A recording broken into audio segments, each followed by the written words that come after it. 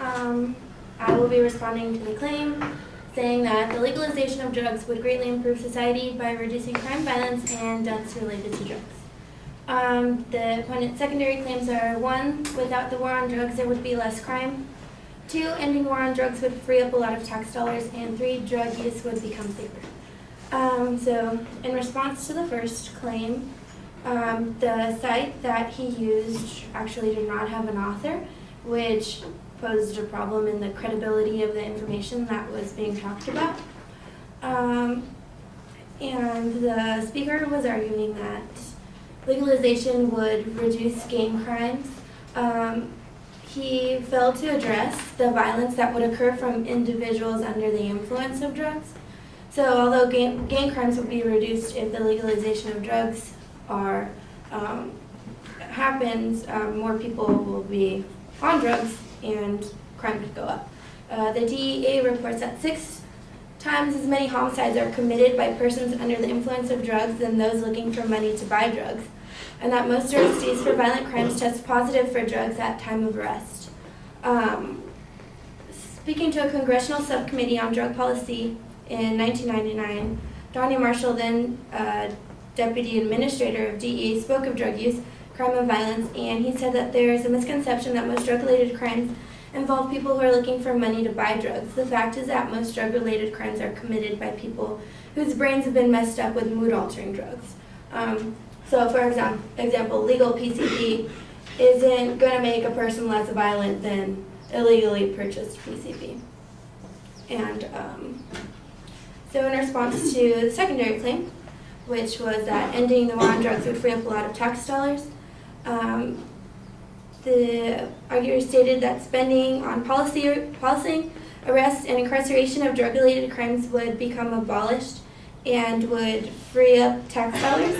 However, the DEA has stated that when legalization of drugs occurs, the uses of those drugs increase. So therefore, drug use would spike along with addiction, and addiction would become more likely. For example, the DEA revealed that when the Netherlands liberalized their drug laws allowing the public sale of marijuana, they saw marijuana use among 18 to 25-year-olds double and heroin addiction levels triple. So along with addiction comes rehabilitation. And the DEA also stated that the cost of treatment and rehabilitation from addiction and usage-associated illnesses far outweigh the cost of any revenue possibly be generated. A government estimate of the cost of drug use just for 1 year, which was 2002, was more than $180 billion. Regulation hasn't kept prescription drugs, alcohol, or tobacco from being abused. The excise taxes that are collected from these activities only cover a portion of the cost of their misuse.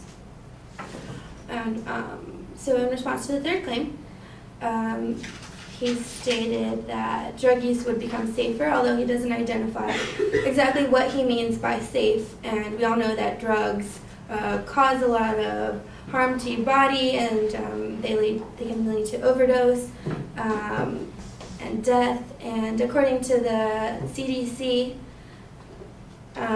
they stated that 40,393 people died of drug-induced causes in 2010, and that wasn't including indirect causes of death, so like accidents or homicides. And the side effects are also can be extremely unsafe, and they can range from confusion, anxiety, paranoia, panic attacks, nausea, shaking, headaches, schizophrenic and psychotic behavior, hostile and aggressive behavior, violence, often for no apparent reason, periods of severe mental and emotional disturbance, and possible permanent mental illness, potentially permanent damage to the brain, liver, kidneys, and heart. So I don't think that qualifies as safe. And the arguer also stated that legalization of drugs would allow for regulation that would reduce child and teenage abusive substances. And he used a hypothetical example, saying that children would no longer go to the street corner to ask for drugs. However, alcohol is illegal to those under the age of 21, yet they still go out and find it, as you see with underage college, on-campus drinking, and high school drinking. So the law, just because the law is enforced doesn't inhibit minors from obtaining or attempting to obtain alcohol or drugs, alcohol, anything that, yeah. And one last quote, according to the National Council on Alcoholism and Drug Dependence, they stated that people aged 12 to 20 drink 11% of all alcohol consumed in the United States, and each year approximately 5,000 young people under the age of 21 die as a result of underage drinking. So if that's just with alcohol, who's to say what could happen if drugs were legalized? And that was all.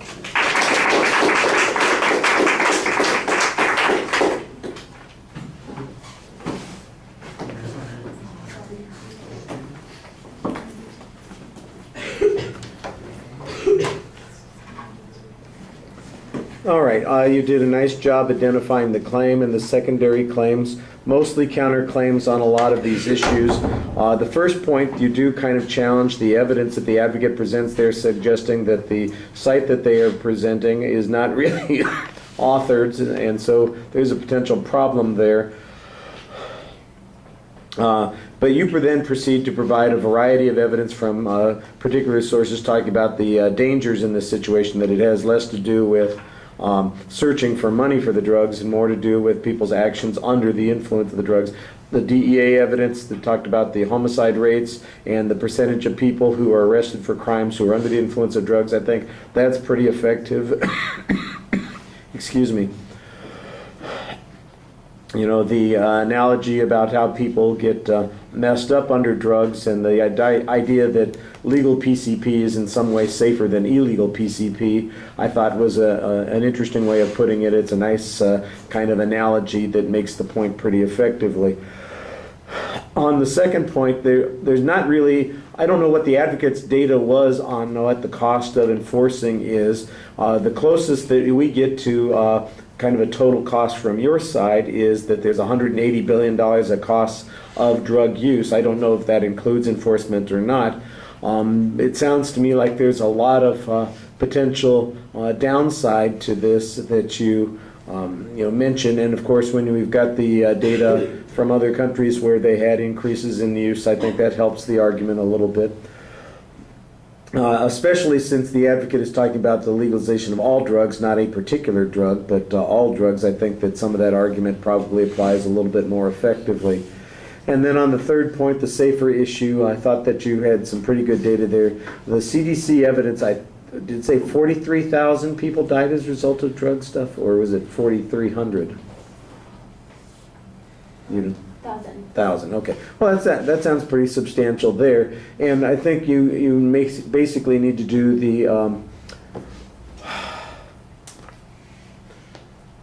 exponential equation. Well, if we increase 2 to 3 times the usage after legalization, we could probably predict that there would be 150,000 people dying as a result of drug-induced accidents, injuries, overdoses, problems that come along, and that is in fact a substantial disadvantage to doing those kinds of things. So I think you needed to maybe take that extra step. The side effect issue, I think that's one of those things it doesn't have to be death that is a negative consequence. We can have a lot of things that are problematic: violence, mental disturbance, schizophrenia, all kinds of issues that go on there. I thought that was a good, reasonable argument to make there. And then you kind of go on the direction about how we would not be able to limit this with children. That seems like it's a counterclaim to the argument that the advocate presented. And you had a nice analogy to alcohol that I thought worked pretty well.